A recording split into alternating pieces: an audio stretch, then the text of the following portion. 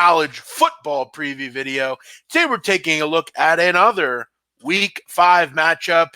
It's a Thursday night matchup. Navy headed on the road down to Memphis to take on the Tigers in an AAC showdown. We'll break it down for you in just a second.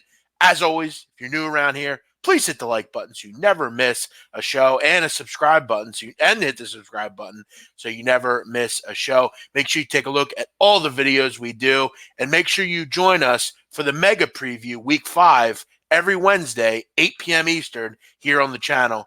Make sure you subscribe so you never miss it. Let's get into an interesting game in the AAC. We finally have our first Thursday night matchup of the new season here. It's Navy, it's Memphis. Just seems like a Thursday night game, doesn't it?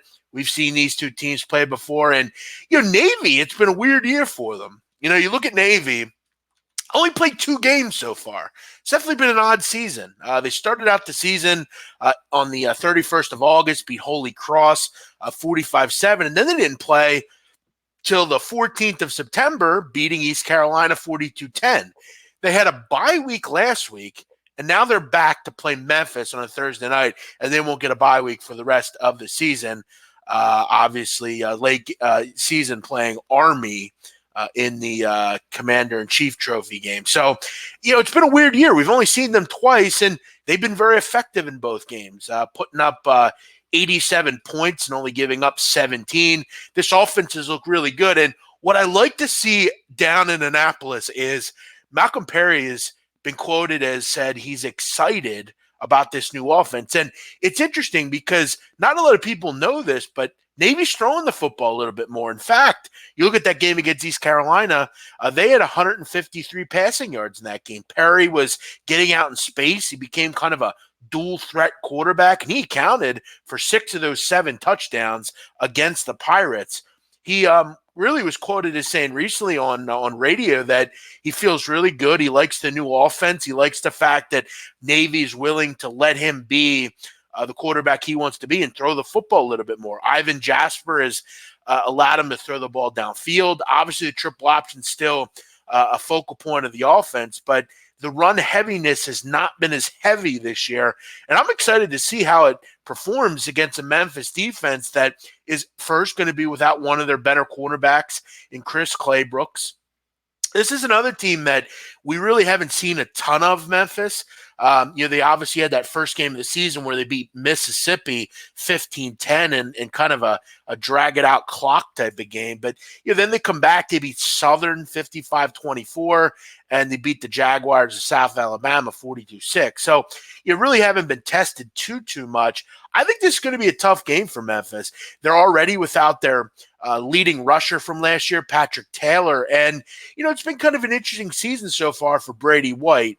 He hasn't necessarily gotten able to show out just yet. And, if you're going to look at Navy, obviously the big concern for this group is going to be on the defensive side of the football. You look at, obviously they have a new defensive coordinator. They kind of did away with the old coordinator.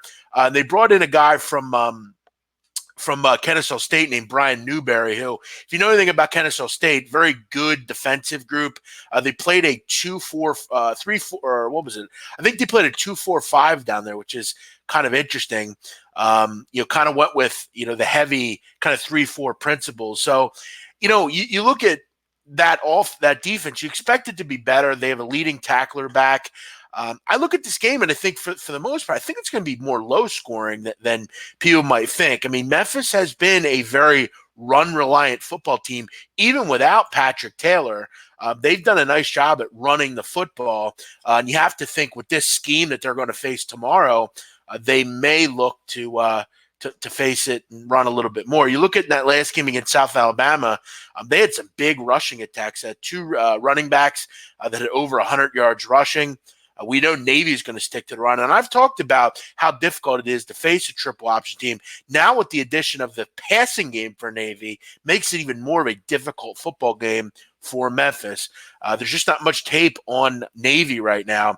And you look at the last 2 games between these two groups, they've not been easy for Memphis. You look at last year, an outright loss as a 6.5-point favorites. They lost that game 22-21, did the Tigers. And you look at the year before, In 2017, Memphis won the game 30-27 in Memphis as 3.5-point favorites. And even the year before that, 42-28. And I remember back to that game.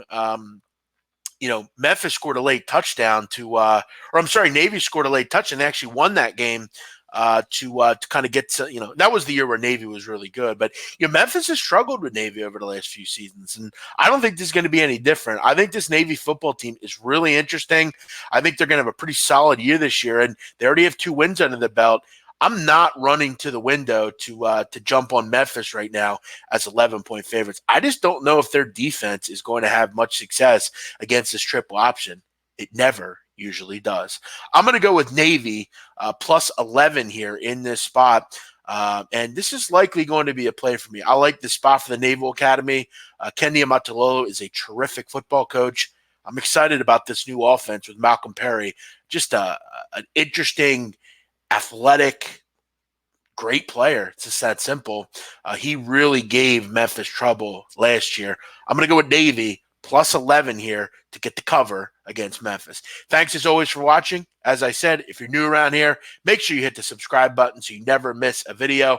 Also, like and comment. Let me know what you're on. I'm the Big Man on Campus. We'll see you next time.